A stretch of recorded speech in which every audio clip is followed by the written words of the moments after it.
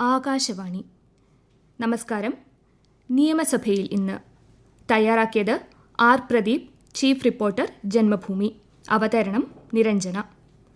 ശബരിമല സ്വർണ്ണക്കൊള്ളക്കേസിൽ മന്ത്രി വി.എൻ. വാസവൻ രാജിവെക്കണമെന്നാവശ്യപ്പെട്ട് പ്രതിപക്ഷം ഇന്നും നിയമസഭാ നടപടികൾ തടസ്സപ്പെടുത്തി.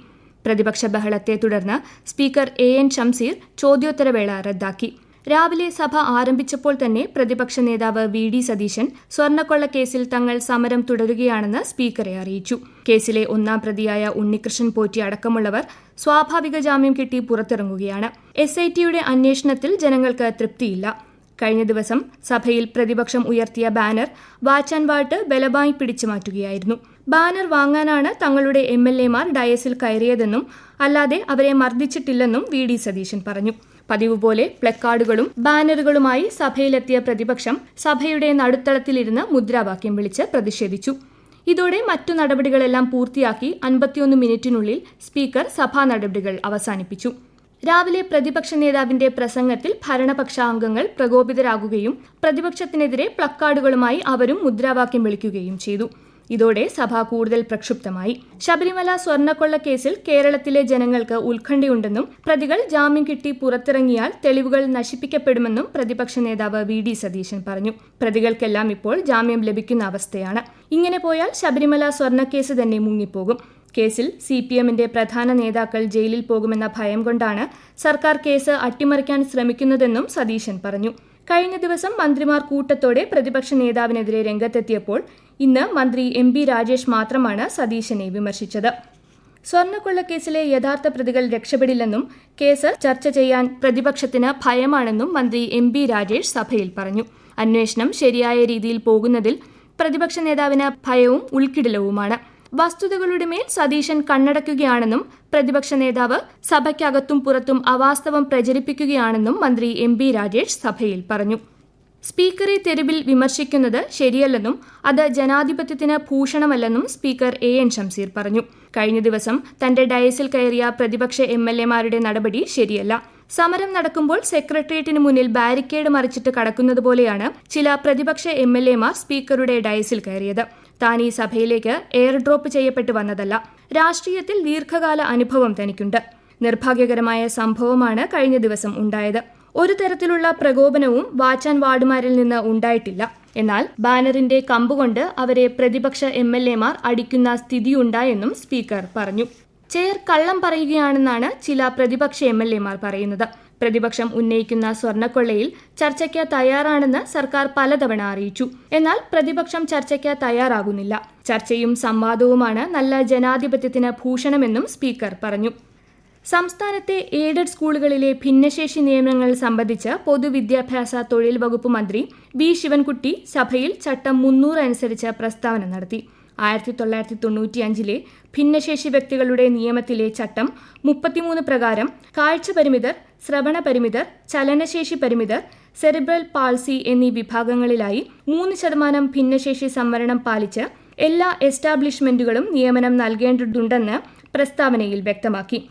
തുടർന്ന് പുറപ്പെടുവിക്കപ്പെട്ട നിയമപ്രകാരം ഓരോ ഗ്രൂപ്പ് ഓഫ് തസ്തികകളുടെയും കേഡർ സ്ട്രെങ്തിന്റെ ആകെയുള്ള ഒഴിവുകളിൽ 4% കുറയാത്ത ഒഴിവുകളിൽ ഭിന്നശേഷിക്കാർക്ക് സംവരണം നൽകി നിയമനം നടത്തേണ്ടതുണ്ട്.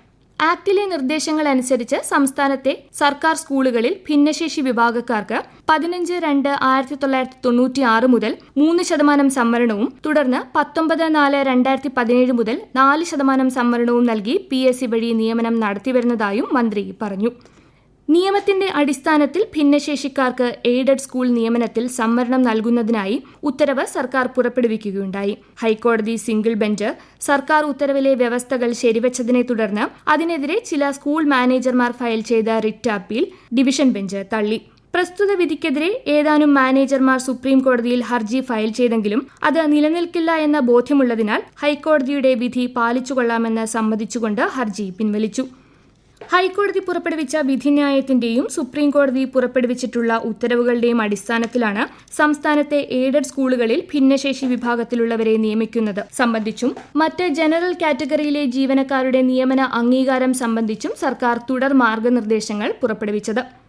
ഭിന്നശേഷി നിയമനം പൂർണ്ണമായും പാലിക്കപ്പെടുന്ന മാനേജ്മെന്റുകളിന് കീഴിലുള്ള സ്കൂളുകളിൽ മേൽ പരാമർശിച്ച നിയമങ്ങൾ ക്രമീകരിക്കുവാൻ കോടതി നിർദ്ദേശിച്ചു. അതായത് ഭിന്നശേഷി വിഭാഗം ഉദ്യോഗാർത്ഥിയെ ലഭ്യമാക്കി ബാക്ക്ലോഗ് പരിഹരിച്ച് മാനേജർ നിയമിക്കുകയും ഉദ്യോഗാർത്ഥിക്ക് അംഗീകാരം ലഭിക്കുകയും ചെയ്യുന്ന മുറയ്ക്കോ 2016 സെക്ഷൻ 34(2) പ്രകാരം നടപടികൾ പൂർത്തീകരിക്കുന്ന മുറയ്ക്കോ പ്രസ്തുത കാറ്റഗറിയിൽ പ്രൊവിഷണൽ ദിവസ വേതന അടിസ്ഥാനത്തിലും തുടരുന്ന ജനറൽ കാറ്റഗറിയിൽപ്പെട്ട നിയമനങ്ങൾക്ക് നിയമന തീയതി മുതൽ വിദ്യാഭ്യാസ ഓഫീസർ പരിശോധിച്ച് റെഗുലറൈസ് ചെയ്യാവുന്നതാണ്. ഇതിനകം തന്നെ ഇതുമായി ബന്ധപ്പെട്ട് 50ഓളം നിർദ്ദേശങ്ങൾ സർക്കാർ പുറപ്പെടുവിച്ചിട്ടുണ്ട്. ഭിന്നശേഷി നിയമനവുമായി ബന്ധപ്പെട്ട് എയ്ഡഡ് മേഖലയിൽ ജോലി ചെയ്യുന്ന മറ്റ് അധ്യാപകരുടെ ആശങ്കകളെക്കുറിച്ചും സർക്കാരിന് വ്യക്തമായി ബോധ്യമുണ്ട്. ഓരോ എയ്ഡഡ് സ്കൂളിലും ഭിന്നശേഷി നിയമനം പൂർണ്ണമായും പാലിക്കപ്പെടുന്നതുവരെ 2018 നവംബർ 18-നും 2021 നവംബർ 8-നും ഇടയിലെ ഒഴിവുകളിൽ നിയമിക്കപ്പെട്ട ജീവനക്കാർക്ക് ശമ്പള സ്കെയിലിൽ പ്രൊവിഷണലായും അതിനുശേഷം ഉണ്ടായ ഒഴിവുകളിൽ നിയമിക്കപ്പെട്ടവർക്ക് ദിവസവേതന അടിസ്ഥാനത്തിലും നിയമനം നൽകാനാണ് കോടതി നിർദ്ദേശിച്ചത്. കോടതി വിധിക്കനുസൃതമായി മാത്രമേ സർക്കാരിന് ഉത്തരവുകൾ ഇറക്കാൻ സാധ്യമായിരുന്നുള്ളൂ. എങ്കിലും ഇത്തരത്തിൽ പ്രൊവിഷണൽ അടിസ്ഥാനത്തിൽ നിയമിക്കപ്പെട്ട ജീവനക്കാർക്ക് pen number, leave, group insurance, PF, സ്ഥാനക്കയറ്റം തുടങ്ങിയ സാധ്യമായ എല്ലാ ആനുകൂല്യങ്ങളും നൽകുന്നതിനുള്ള നടപടികൾ സർക്കാർ സ്വീകരിച്ചിട്ടുണ്ട്. ഭിന്നശേഷി വിഭാഗത്തിലുള്ളവർ ജോലിയിൽ പ്രവേശിക്കുന്ന മുറയ്ക്ക് നിലവിൽ പ്രൊവിഷണലായും ദിവസവേതന അടിസ്ഥാനത്തിലും ജോലി ചെയ്യുന്ന ജീവനക്കാർക്ക് അവരുടെ നിയമന തീയതി മുതൽ തന്നെ ക്രമീകരണം നടത്തുന്നതിനും സർക്കാർ നിർദ്ദേശം നൽകിയിട്ടുണ്ടെന്നും മന്ത്രി ശിവൻകുട്ടി പ്രസ്താവിച്ചു. ഭിന്നശേഷി വിഭാഗത്തിലുള്ള ഉദ്യോഗാർത്ഥികളുടെ അവകാശം സംരക്ഷിക്കുന്നതിനോടൊപ്പം മറ്റ് വിഭാഗത്തിലുള്ള അധ്യാപകരുടെ പ്രശ്നങ്ങളും വേഗത്തിൽ പരിഹരിക്കപ്പെടുമെന്നാണ് സർക്കാർ നിലപാട്. അതിനായി നിയമപരമായി ചെയ്യാവുന്നതെല്ലാം സർക്കാർ ചെയ്യുന്നുണ്ട്. NSS മാനേജ്മെന്റിന് ലഭിച്ച വിധി മറ്റ് മാനേജ്മെന്റുകൾക്കും സമാന രീതിയിൽ ജോലി ചെയ്യുന്ന അധ്യാപകർക്കും ബാധകമാക്കണമെന്ന സർക്കാരിന്റെ അപേക്ഷ ഉടനടി പരിഹരിക്കപ്പെടുമെന്നാണ് വിശ്വാസമെന്നും മന്ത്രി ശിവൻകുട്ടി വ്യക്തമാക്കി. നിങ്ങൾ കേട്ടത് നിയമസഭാവലോകനം.